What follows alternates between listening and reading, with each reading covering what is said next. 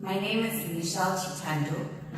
I'm a legal officer and I lead the Climate Change and Energy Program at the Zimbabwe Environmental Law Organization, or ZELO for short. Thank you to Chief Director and thank you to Honorable Dias for the presentation that was very comprehensive, very elaborate, indicating where we are, the strides we're taking as a country around dealing with issues of climate change in Zimbabwe. Just as an introductory note, ZELO formerly was known as ZELO, but we are now registered as a private voluntary organization, and we work to promote natural resource protection in Zimbabwe. We have 5 program areas that are shown on the slides. Part of them include the Climate Change and Energy Program, which are very critical to the discussion that we're having today. My presentation really is to bring this whole society perspective on this very important bill dealing with issues of climate change.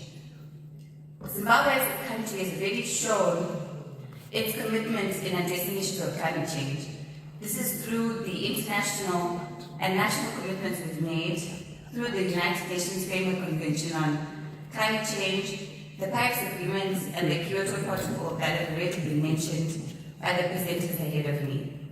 At the national level, we have several policies, laws and strategies related to climate change, which include the supreme law of the country, which is the Constitution of Zimbabwe, the Environmental Management Act, our national climate policy, our national renewable energy policy, the long-term greenhouse gas emission strategy, and the nationally determined contributions, which we commend our country for being one of the countries to submit its ADC 3.0.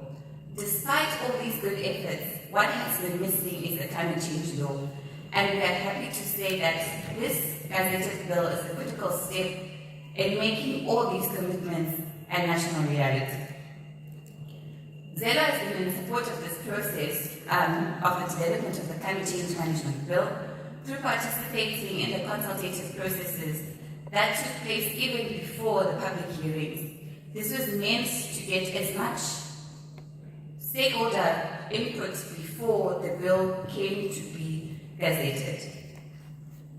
I will now go into the key provisions of the bill, just highlighting from a civil society perspective what we see are strides that will take us in helping us to mitigate and adapt to climate change.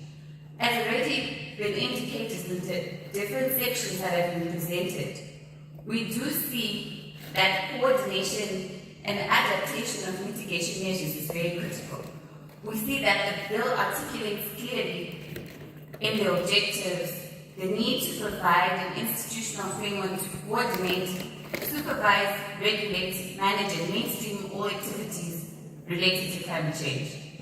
The objectives are also clear in ensuring that Zimbabwe develops and implements programs for achieving long-term goals on climate change mitigation and adaptation. Finally, I think this is an objective M.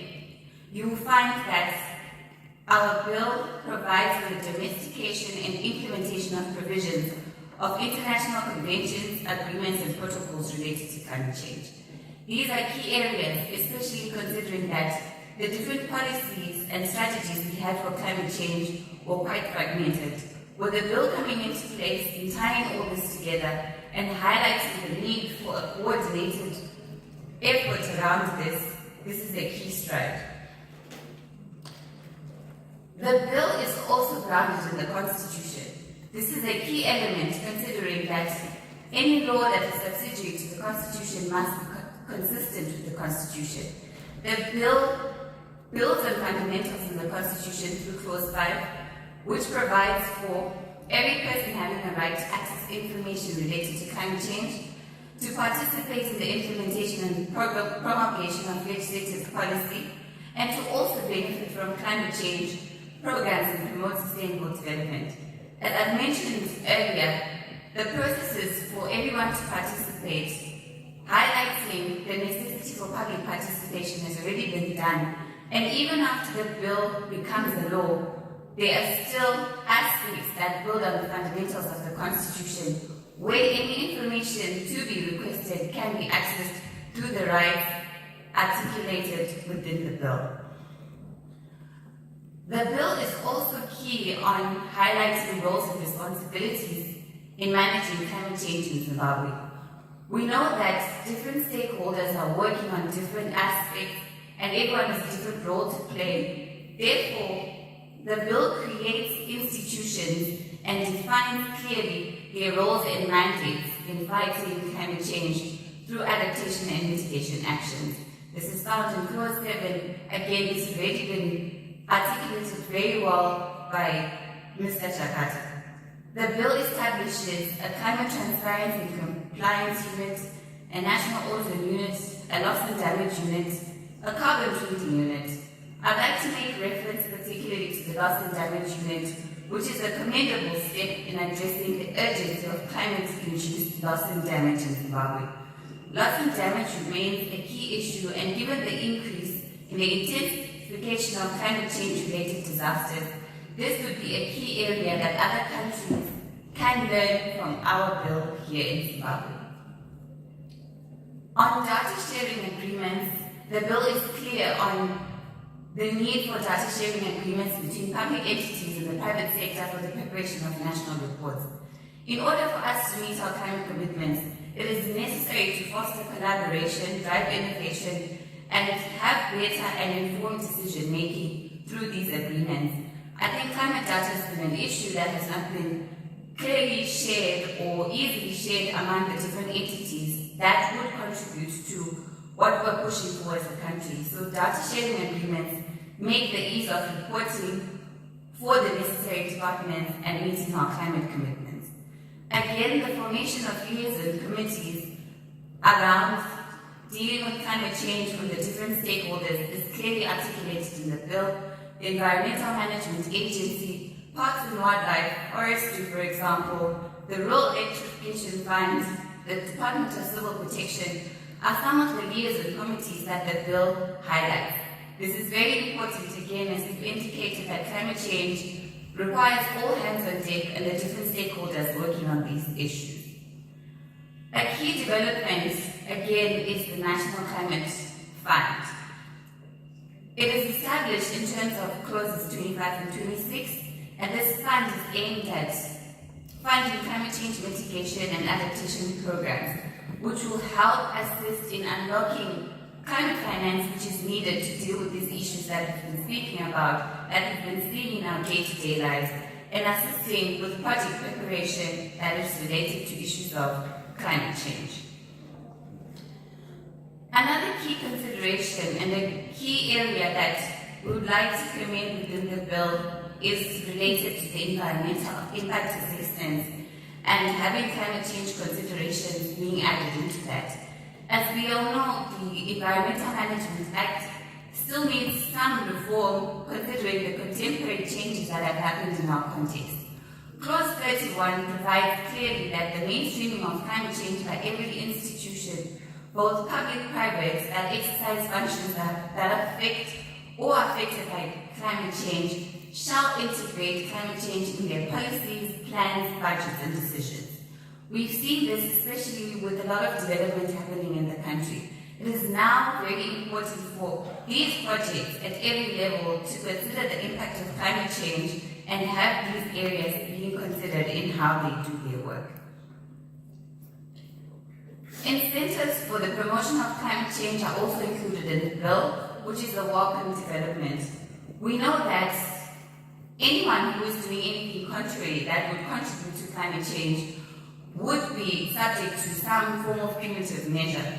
But it is important to also commend those that are spurring innovation or cleaner practices that would promote adoption of cleaner practices or to grant such incentives through this particular provision. This might and would accelerate technology adoption. I will now quickly move on to recommendations, which I will also call opportunities that rise from this bill. Once this bill is passed, the work doesn't stop there. The bill makes reference, for example, to the just transition in its objectives. Whilst there's no definition for a just transition within our bill, it is an opportunity for us to define as a country what we mean by the just transition, depending on what our context is and what is specific to our economy. This would be very crucial, especially considering different countries are at different levels around this, but through our bill we're able to define what works for Zimbabwe based off of our context. Again, after the bill is passed, at a point where we need to look at how the different mechanisms are coming into the climate fund, we need to ensure stronger measures to make sure that all these funding streams coming into the National Climate Fund are adhered to, considering how important this fund is. Again, in an effort to consider ease of doing business, the bill highlights the regulations related to carbon trading, which is a key area that is going to be covered by the bill. There is also need to consider some of the fees around carbon markets and carbon trading, which could promote more investments into the sector. In conclusion, I'd like to say that Zimbabwe has demonstrated a strong and consistent commitment to tackling issues of climate change through its participation in key international frameworks and development of comprehensive national laws, policies and strategies. These efforts reflect a clear recognition of the urgency of climate action and a willingness to align with global and domestic priorities. Zimbabwe has a strong foundation for the enactment of a climate change law, and the bill is a critical step in terms of setting the frameworks for addressing climate change. Thank you very much for your attention.